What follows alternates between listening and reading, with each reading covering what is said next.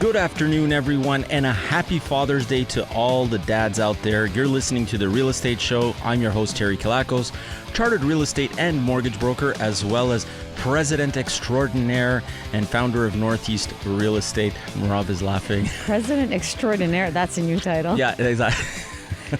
And I'm the vice president extraordinaire of Northeast. Copycat. Today, we're going to be talking about important home maintenance we don't always think about. You know, Merav and I, we bought our house in 2016, and the house was built in 2002. And I could tell you, the previous owners, although they took care of the house, there was little things that they just didn't do. And truth be told, even when we went into the house, there were certain things that we didn't do. And now we started to do them, and we're like, holy guacamole, man. We should have done this, 6 years ago.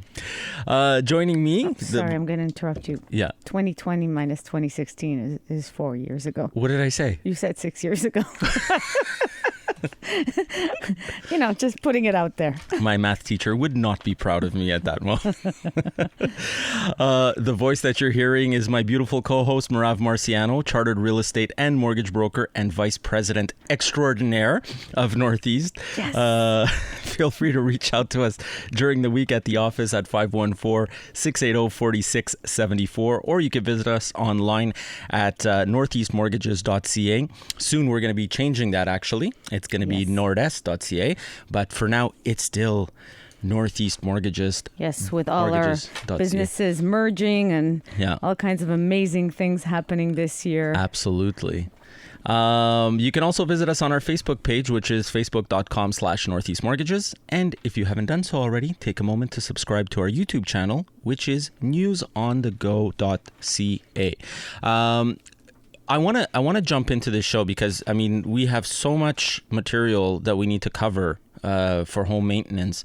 But before we do that, I just want to touch a little bit on what's been going on the real estate side of, our industry.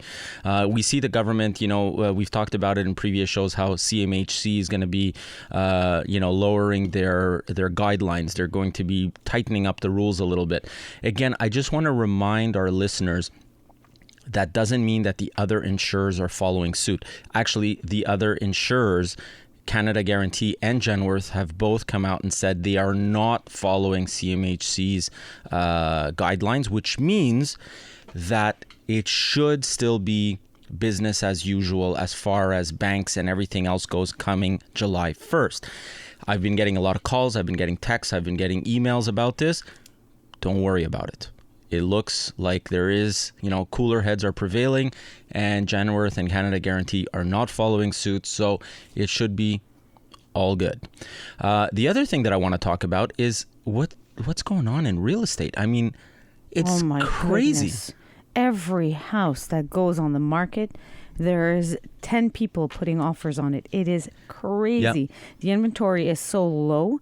We're slowly starting to see it pick up, but the last 3-4 months, seeing as there hasn't been inventory out there on the market, anything that is on the market has a lot of demand for it, unless it's completely overpriced. Yeah. But normally, the majority of properties we see out there, a huge demand for it. So, and most of the properties we see our real estate brokers putting offers on are over asking price. So property prices are actually going up right now. That's right. Which is exactly what we've always talked about. We've talked about supply and demand, right? Yep. There's a lack of supply, and the demand is high, which means that prices are going up.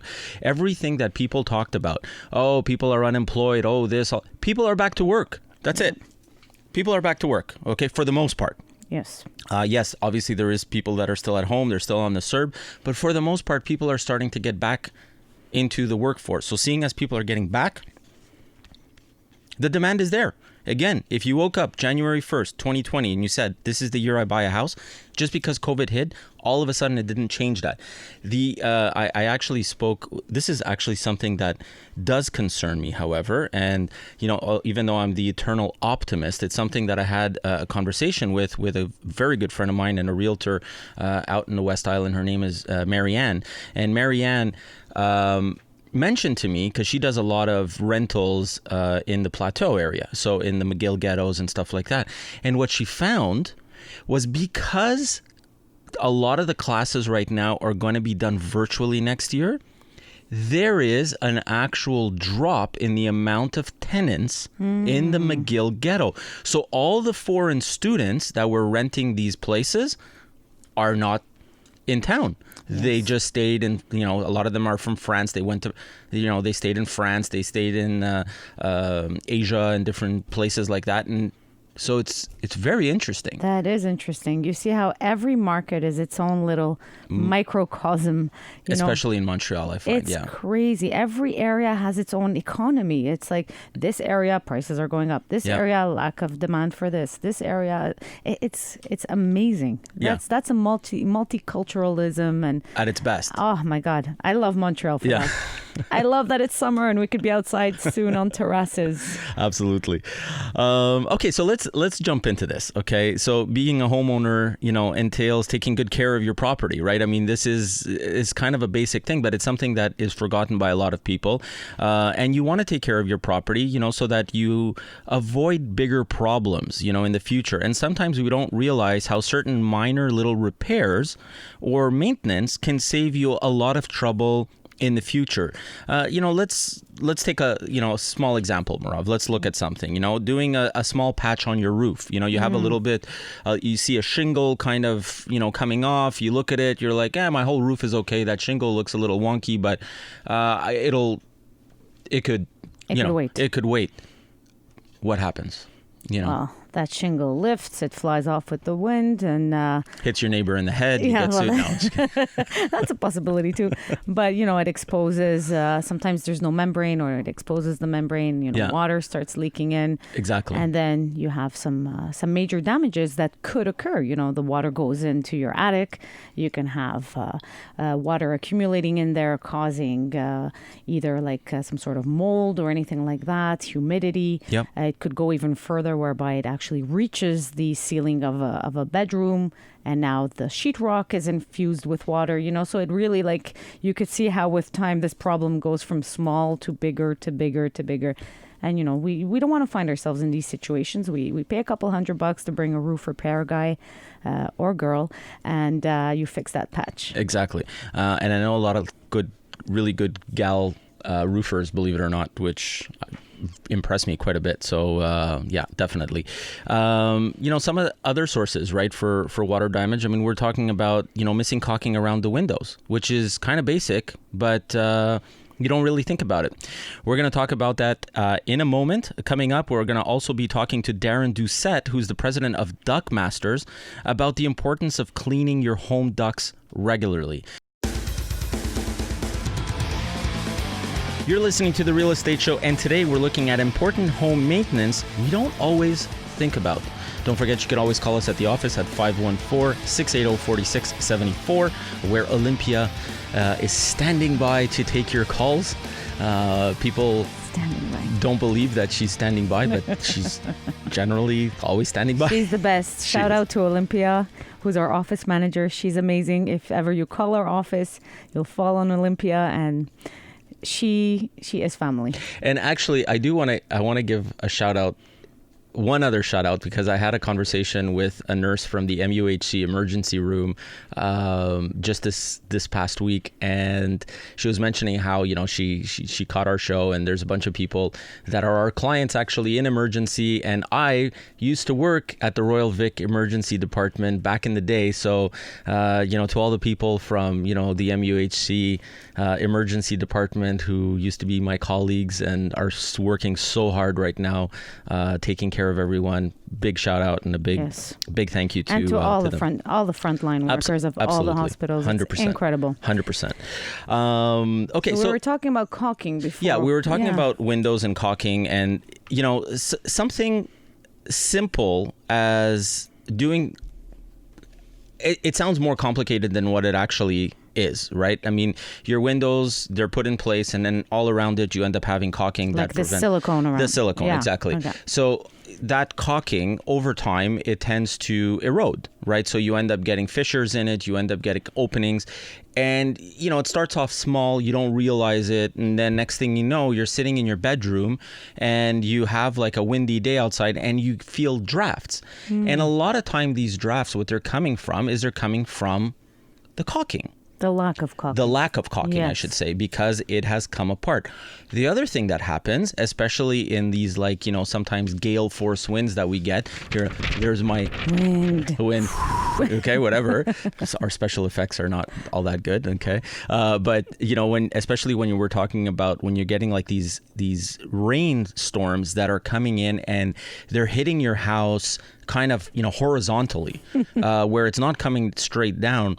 What's going to end up happening is that water is going to hit the window. Yeah. It's going to go down. It's going to go straight into the caulking, straight into where the caulking should have been, yes. protecting it. The minute that happens, what happens behind the wall?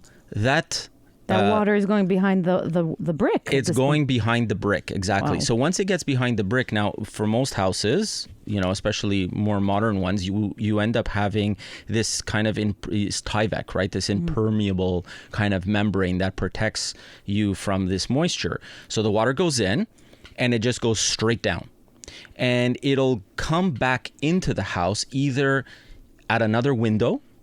Okay, so you'll see it on, you know, you can have this problem, you know, the caulking issue on the third floor of your house, and all your other windows are properly caulked, but all of a sudden you're going to see water infiltration in another window in the house, or you're going to see water infiltration in your basement. Mm-hmm.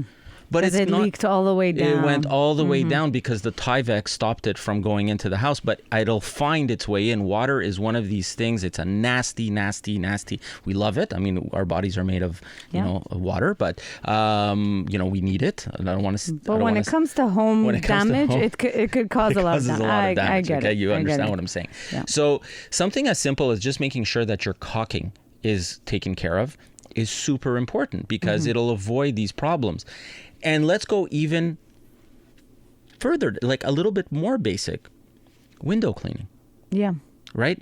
Window cleaning, and in the next couple of weeks, we'll end up actually having a professional window cleaner come on the air to talk about this in a little bit more detail.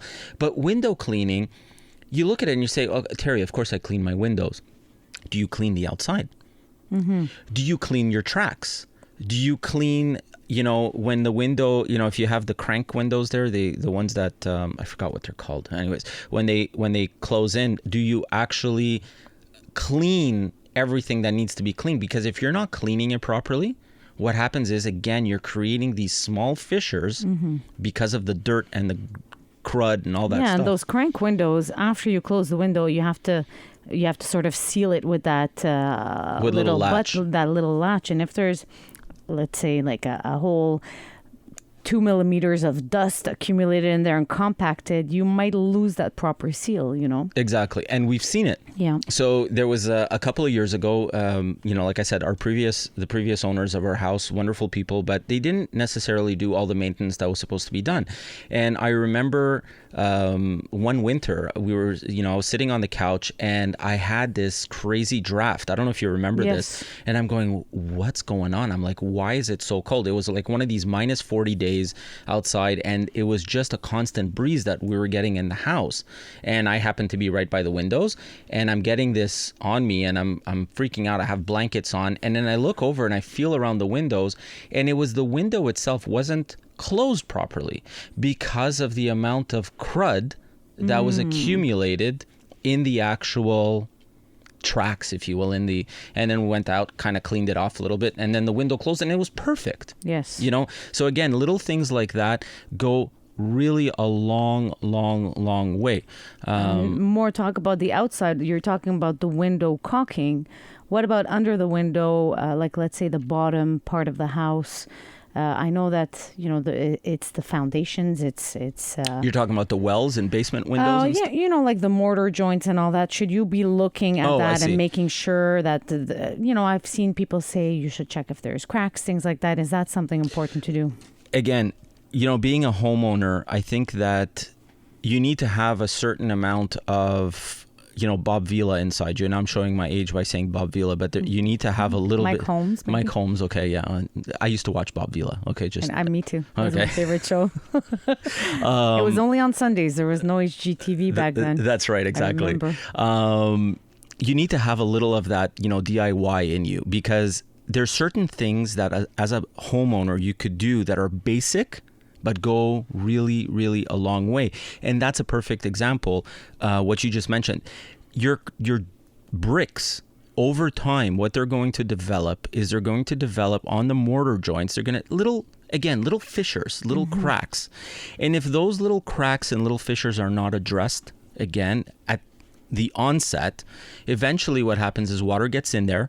And as the water infiltrates in those little fissures, it ends up breaking out the mortar joint, or it rots out the mortar joint. And once the mortar joint is gone, now all of a sudden you've left, your house is really vulnerable to water infiltration and wind. And, forget water infiltration is kind of like the big one, but just loss of heat, loss of, efficiency, if you will, of your house. And the bricks, in between the bricks, I think you're supposed to have some sort of little opening to allow it to breathe. Yeah, so underneath the lintel, under window at the bottom, you end up having like this, like the window ledge. Exactly. Yeah. So that underneath that, what you end up having is these little weeping holes. Okay, so the bricks need to have these holes, and those, again, talking about the basics, get jammed up.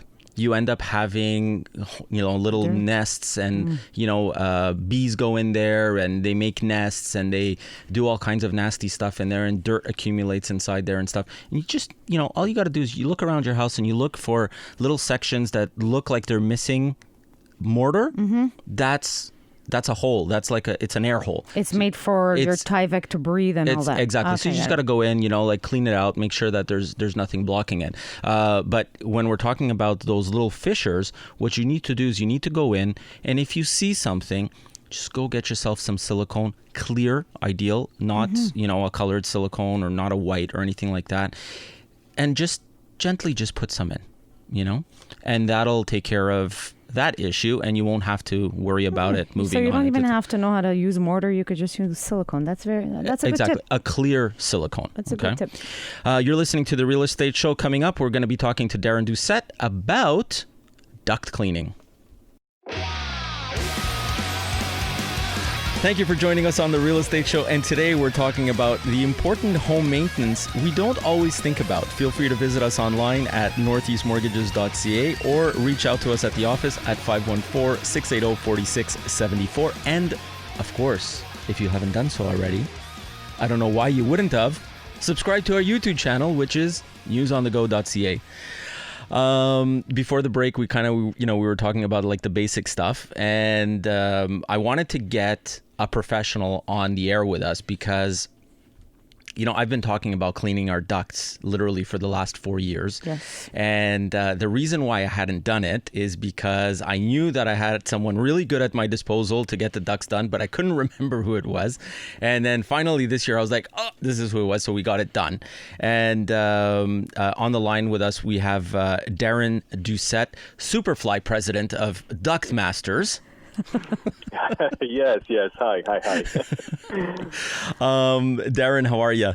I'm doing well. How are you, Terry? I'm good. So, I think we got to just jump right into this because I got my ducts cleaned this week, and some of the stuff that I saw coming out of there, it was not pretty. I mean, your guy actually took out a box that was in one of the ducts. We do have 3 kids. No, that was from the previous owners. Okay. And I'm trying to figure out how a perfume box made its way into the ducts, which was very bizarre. Yeah, we find the most oddest things in the ductwork. I mean, how that got in there, I have no idea. But we do find some odd things sometimes in the ducts. Yeah, for sure. So, I mean, why is it important, for the homeowner to clean the air ducts regularly? And when we say regularly, I mean, how often do you recommend people do it? Right. I mean, in the perfect world, if you have the budget for it, I do recommend it every 2 to 3 years. But in the real world, I guess 3 to 5 would be a good time frame. That's pretty acceptable, and that would be a good maintenance for the ventilation system. The importance behind it, I mean, it's people are more aware of the conditions of the air quality now. Even cities now, they have ratings of the PM 2.5 levels, which is the particulate matter. These sort of things are becoming more aware of the of the consumer. Mm-hmm. So, for me, when I'm looking at it for the indoor air quality aspect of it, usually the air quality is a lot worse inside the home than outside. So people are becoming more aware of it. There's a lot of pet hair. There's a lot of human skin cells gets into the ducts. There's stuff in construction that can fall in during the work. Mm-hmm. So there's several things that can actually go into the duct system that you never would think could ever fall in. Yeah. Funny. And, how bad? I'm curious. How bad would it be to breathe that air if it's full of dust? Well, it depends on people. I mean, we do have clients and customers that call us every year or every second year because someone in the house has asthma, they have respiratory illnesses, and small adjutants like that can cause a problem for them. Sure. So, I mean, it depends on the individual themselves. Some people can go 15, 20, 30 years. They have never cleaned their ducts, and they're fine. And then some people are going to do it a little bit more frequently because of their condition. So it depends on the individuals themselves. It was funny because I'm the type of person, I mean, I like I mentioned to you, I had cleaned my coils, my air conditioning coils last year. I cleaned them the year before. I don't think that the previous owners had ever cleaned those coils because... You're making them sound really I know. fun. They were really nice people. I love them. They took care of my house before I bought it. They're great. But truth be told, I mean, they had a dog. They had animals in the house. And those air conditioning coils were... I mean, there was literally, it looked, when I took off the cover and I saw it, it looked like there was a carpet on the air conditioning coils. Right, that's common. That's extremely common. And usually we see that a lot. It's caused because if the filter is not properly placed inside the system. Now, the filter is actually the most important thing you have for the furnace. You have to make sure that it's in the proper direction, that the filter is properly placed, and it's a good MERV rating. You want to get a MERV between 10 and 15. That's the filtration level. Mm-hmm. If you get anything too weak, a lot of it will pass through the system. And if you get it too strong, it's going to force the system. So 10 to 15 is the magic mark. But the whole point is that if you don't have a proper filter in, the dirt will hit the fan, and the fan will actually hit the coil and cause what happened to you, where you had that whole blanket effect. Right. And of course, obviously, when you have that happen, now all of a sudden your AC is not working as efficiently, which means now it's costing you more money. Correct. Right. You're looking for problems. I mean, what's happening is that you're not going to get proper airflow. You would not believe, Terry, how many phone calls I get, not just a day, let's say a week, from clients saying they got poor circulation in their house. Their top floor, their particular bedrooms don't have proper circulation. And quite a few times it's caused because the AC coil is so blocked that the air can't pass through properly. Wow. It's, something so simple, just a filter. No, that's the coil. The coil, yeah. Okay. Absolutely. Yeah, but she's right, though. It's because of the coil not doing its job that the filter got affected. Exactly. Yeah. And, like, to me, you end up having these contracts. Like, I know that the previous owners, they had a contract with some company that did maintenance on the furnace, but they never cleaned the AC coils. Yes. Right. So how does a homeowner choose the right duct cleaning company, Darin?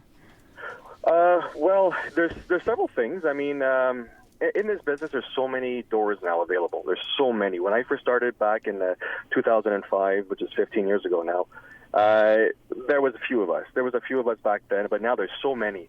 So you have to be a little bit informed before hiring a duct cleaner, because I'll give you some tips. First thing is you want to try to find someone that's certified. You want to find someone that goes through NADCA. NADCA is the National Air Duct Cleaning Association. Now, you become a member with them or a company like me, and then from that point on, you can go deeper into your level of learning. Let's call it that, and you can get different degrees. But the minimal you want to look for is an air duct cleaning specialist, so it's like an air system cleaning specialist as well. It's a title, and what that does is you learn. You basically get educated every year through courses online. And what happens is that it educates you. And that's the most important thing I think someone should look for, is someone that is certified through NADCA. Because that person coming to your house, at least they have a very good base of understanding of how the ducts are cleaned. Because remember, the ducts are all hidden between the cavities of the walls, right? So, like, they're hidden. Like, even for professional duct cleaners like us, it gets complicated at times to know how well the ducts are clean at certain points, because we have no more visual at all. We're depending on our equipment and our experience to clean the rest of the way. So that's one. You want to make sure they're certified. Two, you do want to try to find someone that does the work themselves. There's a lot of companies out there, a lot of furnace companies and a lot of big name companies out there that will hand it off to a third party. And that third party can come over and have a different philosophy of cleaning. They might not have the same intentions as the company itself. So you do want to try to find someone that doesn't offers the work themselves. That's two. And third is your gut. Go with your gut feeling. Talk with the person over the phone. Ask them the questions that I just mentioned, and see how you feel with their answers. And go with your gut, because again, in this business, there are quite a few customers out there. Oh, sorry. It's all good. It's all good. No, but there's shady companies out there. You have to be, yeah, it's all good. No, trust me, I understand and believe it. I mean, it's the same thing in our industry, right? You have reputable mortgage brokers, you have reputable realtors, and you have the ones that are, kind of fly-by-night operations that, you don't know if they're going to be there tomorrow. Right, exactly, and that's what they're called.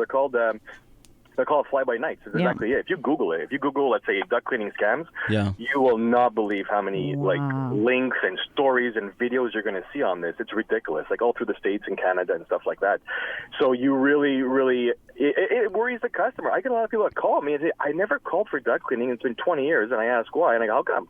And they go, I just never trusted you guys. Like, not referring to Duct Masters. They're talking about the industry itself. Yes. Yeah. And it's because of that, and I fully understand them. And I'm like, I fully understand you. So it's coming around. People are becoming more informed, more educated on the matter, and they're asking the right questions. I get asked sometimes questions that lead to 20-minute conversations over the phone. That never happened 15 years ago. It was like the phone number, the address, and I was there. It was that simple. So it's good for the industry, because it's good for our business as well, because people are doing their homework, they're learning, and they're calling the right companies. Hang on the line 1 second, Darin. I have a couple of more questions for you. Coming up, we're going to be talking a little bit more to Darin, and we're going to also be talking about cleaning out your gutters. You're listening to the CJAD's Real Estate Show. Thanks for tuning in. Let's get back to home maintenance. You're listening to CJAD 800, The Real Estate Show. I'm Terry Kilakos, and if you haven't done so, take a moment to subscribe to our YouTube channel, which is newsonthego.ca. On the line with us, we have Darin Doucette, Superfly president of Duct Masters. I'm sorry, I don't know what's going on with me today, Darin. It's okay. I'm vice president extraordinaire today. I don't mind the title changes today. All right, awesome. Me too. So good. I might keep that, Terry. I might keep it. Put it on your business cards. I guarantee you it's going to increase your business like tenfold. Am I going to have to give you a kick on that? No, don't worry about it. Right. Let's trademark it. Yeah, it's a freebie. So during the break, we were talking a little bit about the weirdest things that you have found in ducts. Talk to me. What's going on? Yeah, I mean, in the business, we do find some interesting things. I mean, there's so many things that I saw, but we found like to go more to the morbid side. We find a lot of rodents and stuff like that. Right. Gross to talk about, but that's what you are concerned for. Yeah. That's an interesting thing. One time in the area of Saint Lazare, we actually found a whole family of squirrels in an actual duct. That's amazing, right? Like even for me to think about it now, it's like, to find a squirrel in a duct, and there was actually 7 of them. There was a family, it was the parents, and it was a lot of small ones. And you're breathing in dead squirrel. Yes, exactly. They were breathing dead squirrels. And the interesting thing about it back then, we used to offer as an additional service. Now that we include this for free, but back then I used to offer as an additional service disinfection for the duct. And the client refused it. He didn't want the disinfection. And I'm like, are you sure about that? You got 7 dead squirrels, buddy. And he was not interested in it. I threw it in for free because he had some kids in the house and said, listen, I got to put this in. I'm not going to charge you for it because you really need it. So the Wow. This was super interesting. We find some other stuff that people find they're very surprised. I had a customer one time, we pulled out a funny bag, and we didn't know what it was, to be honest with you. When we pulled it out, it was marijuana, a bag of marijuana. Okay. That's one of the teenagers hiding it in the ducts. That's another story I'll get to. But chances are it's one of the parents hiding it in the ducts. It's a whole other But this was before marijuana became marijuana now. Yeah. It wasn't like that back then. And the guy was all red-faced about it. And then I go, do you want this? And he's just like, no, it's not mine. And he's just like, you want to dispose of it. But he wanted to know where we put it, though. Oh, wow. Where did you get rid of that? I'm just going to make sure Just put it at the top of the garbage can. Yeah, I got many, but my last interesting story was I had a gentleman one time, a very distinguished gentleman in the West Island area. And not me, people, not me. He's not talking about me now. No.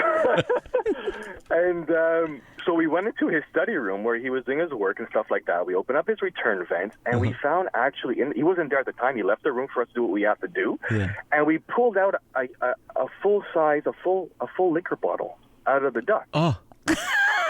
Full liquor bottle out of the duct. I think it was vodka or something like that. It was a full size, and then we pulled it out, and my buddies kept it for me. And when I got to the job site to verify my work, so I do sometimes I go my spot checks, and they had it there. But we got to show you something, so they left it there. But the funny thing about it is that the customer himself, he was hiding it from the wife. Oh, wow. So when we went in there, the wife found it by accident. We didn't try to get him in trouble, but my guys kept it there to show me. And then he left it beside the duct, and the wife put it together with the husband, and that's another story. Wow. Okay, so for those of you that are listening, if you're hiding anything in your ducts, take them out before the duct cleaners come. But honestly, Darin, you guys have an excellent reputation, Duct Masters, and I know that you're fully insured, right? Yes, 100%. And that's the good thing about NACA. Again, if you become a NACA member through the association, to get your permits, to get your degrees and your level of certificates, you need to prove that you have insurance. Mm-hmm. So that's another reason why you might want to go and get a certified company through NACA as well. Awesome. Darin, if someone wants to get a hold of you, how do they reach out to you? Perfect. Yeah, thank you. We have the same phone number for the last 15 years, our phone number.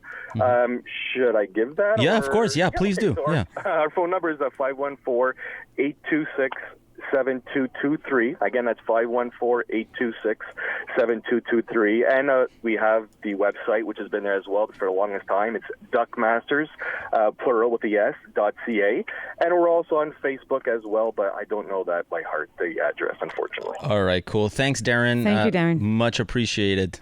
Yes, thank you too, Terry, for this, and all the best. All the best, brother. Bye-bye. All right, thank you. So, I mean, just completely fascinating, right? When we're talking about ducks, amazing. I had to get those stories. Darin was at our house. I had to get him on the air with us because I love the guy so much. Anyways, that was really cool. Yeah, and you were mentioning gutters also before we went on to the news. Yeah. So, and when I'm talking about cleaning out your gutters, people, I'm talking about actual your gutters, not the other connotations about that. Okay, so cleaning your although. Maybe. Anyways, okay. So, don't go there. Home maintenance. I don't know. Okay, whatever. No. Your gutters are one of these things that, again, for the most part, a lot of people will do it, but we don't think about it. They're so high up. You don't know there's leaves up there and all that. Exactly. And a good window cleaning company, a lot of times what they're going to do is they're going to offer that in. So in a couple of weeks when we're going to have the window cleaning company that's going to get on the air with us, it's going to be Patrick Watson, who owns a company out in the West Island. Vitre Soleil. Yeah, Vitre Soleil.